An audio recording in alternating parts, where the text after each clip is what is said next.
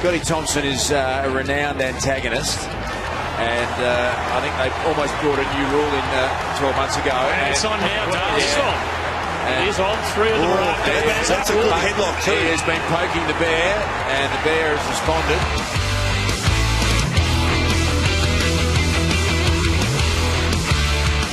He's been doing it all day, Das, too. You're spot on from the start of the game. He's been aggravating him. Yeah, he's not letting go either.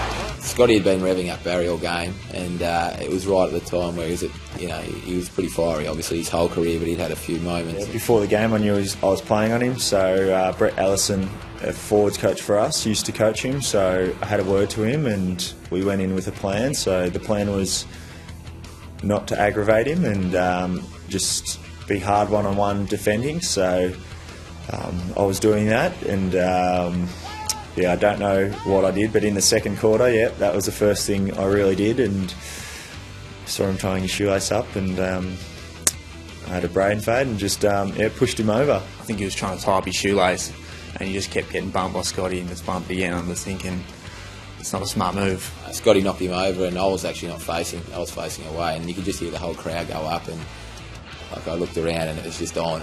Obviously, Paul's a little bit bigger and stronger than Scott.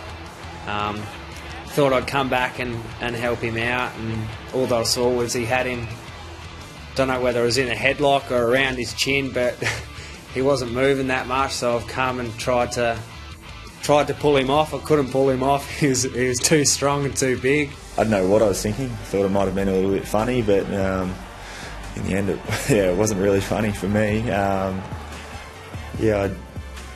I didn't think he would react like that. I did fear for Scotty Thompson because Barry had a really good grip on him, and Nathan Grimer and Scott McMahon ran in to try and pull and drag Barry away, but Barry wasn't moving. So it was a little bit nervous for Scott there for a bit. I was struggling for a second there. You can see I reach up trying to grab his throat. It didn't help. All my teammates were trying to pull him off, and he was just holding me, so I was just getting dragged along the ground. I think it was an incident that we can look back on with some sort of humour now, but at the time I don't think Scotty Thompson thought it was overly funny when you can't breathe. No, Baz, he probably did it as a bit of a smile. He probably just put him in a headlock, and I mean, he's so strong that it wouldn't have been any effort for him to have done that. And then once he had him in that headlock, I guess he thought, well, why would I let go? I've got him. I was watching it happen, but I was too busy trying to get the footy, so I actually led up to on the wing there and actually got the football. And I remember Mitchie Hahn screaming at me, telling me to help out and get down there and help Bazza, but I think he had it pretty well covered. It is on 3 of the right. That's a good headlock too. He has been poking the bear, and the bear has responded. He's been doing it all day, Das, too. You're spot on from the start of the game. He's been aggravating him. Yeah, he's not letting go either.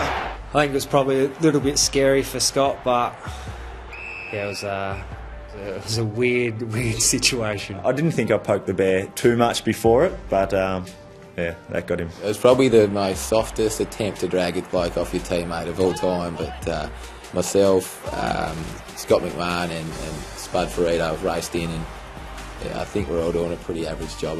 Scotty reckons we're making the headlock tighter, and Levi Greenwood, who was the next in, he didn't know what to do because he saw it was Barry Hall, and he thought he'd just stay on the outskirts a bit. Tried to grab his hand and pull his hand to try and break his grip, and I couldn't do that. And then I remember I think it was Adam Cooney come over and tried to help, and then, I don't know, somehow I ended up sitting on Cooney's head.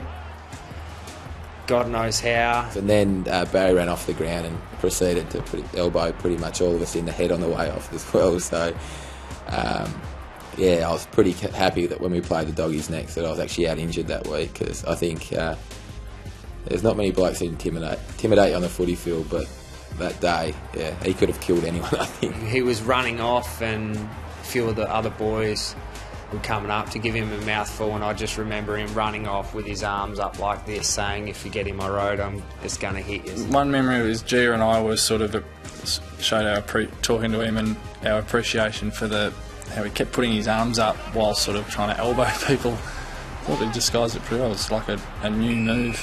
I think Rocket's obviously had a great relationship with him previously, and so he spoke to him on the phone. I think Rocket wanted to jump out of the box and go run down the ground and take him off. So, I think it was controlled well in the end. Rodney Eads screaming through the phone telling the runners to get out there and to put a halt to Baz's actions immediately. The runner was just trying to get him off, just trying to get him out of there because Baz was seeing red, so we just needed to get him off the ground. We didn't want him to get reported or anything like that. So yeah, it was pretty full on.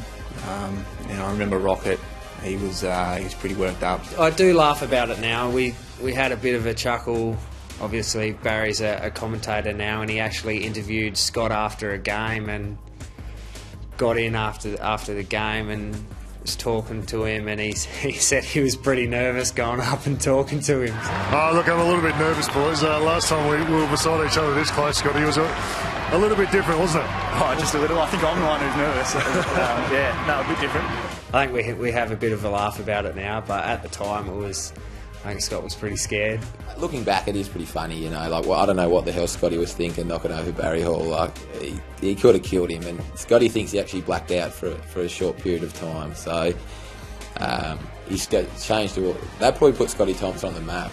A bit of a niggler, but you know, he's gone on to be in the All-Australian and win a best and fairest. So luckily, it sort of hasn't deterred from how good a player Scotty's become. I had no problems with Barry's response. I did have a problem with Scotty's tactics up until that point, and I think in some ways we can look back on that incident as a catalyst for Scott Thompson becoming an All-Australian fullback, the premier fullback in the competition today. People from opposition clubs that Scotty had niggled in the past were pretty happy the day that Barry Hall just about ripped his head clean off, because he'd been niggling a fair few guys in the lead up to that game, and he still plays hard on his man, but I don't think he'd be pushing anyone over what they do up their shoe anymore. I still get, when we go to the schools and stuff, kids asking, were you the one in the headlock? So it's something I'll look back on and laugh at, but yeah, hopefully it gets forgotten as well.